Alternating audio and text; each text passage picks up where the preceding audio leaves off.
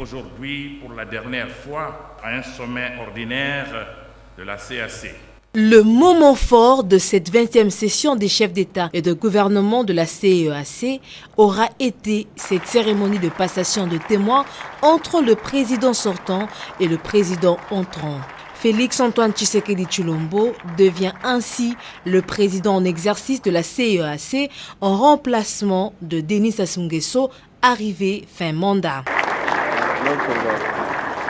Le président de la République démocratique du Congo va ainsi combiner pendant quelques semaines la présidence de l'Union africaine et celle de l'Afrique centrale, renforçant ainsi son leadership à l'échelle continentale. Dans son discours d'acceptation, le nouveau président de la CEAC a pris l'engagement de poursuivre les réformes en cours de l'organisation sous-régionale. Conformément à la vision que nous avions définie ensemble en 2019, et dans le but de la matérialiser, l'exercice du mandat de la République démocratique du Congo à la tête de notre organisation se focalisera en priorité sur l'amélioration générale du capital humain, mais plus spécifiquement au secteur de l'éducation, de la santé et de la culture, pour le renforcement de l'intégration régionale et afin que cela puisse accentuer le développement en Afrique centrale.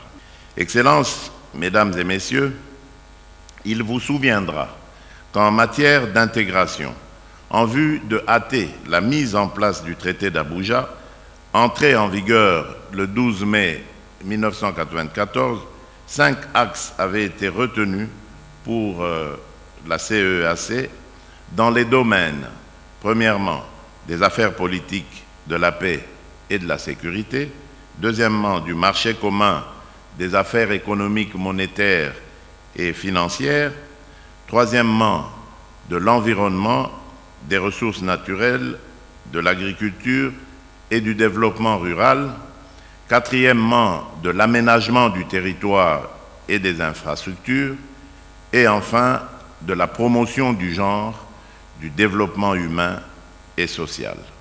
Quant aux travaux eux-mêmes, ils se sont déroulés en 2 parties. Ouvrant les travaux, le président Denis Sassou Nguesso a félicité ses homologues pour toutes les décisions prises lors de la dernière session.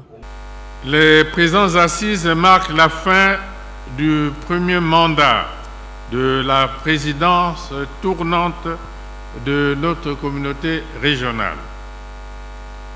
Les actions déjà entreprises en vue de la mise en œuvre de toutes les décisions adoptées constituent de réels mobiles de satisfaction légitime. Nous pouvons aussi nous féliciter des décisions prises en ce qui concerne la mise en place du Fonds de compensation de coopération et de développement. 5 chefs d'État de la CEAC ont participé à cette réunion en présentiel. Le prochain sommet aura lieu au mois de juillet de l'année en cours à Kinshasa, que le chef de l'État a retrouvé après un séjour éclair de 24 heures.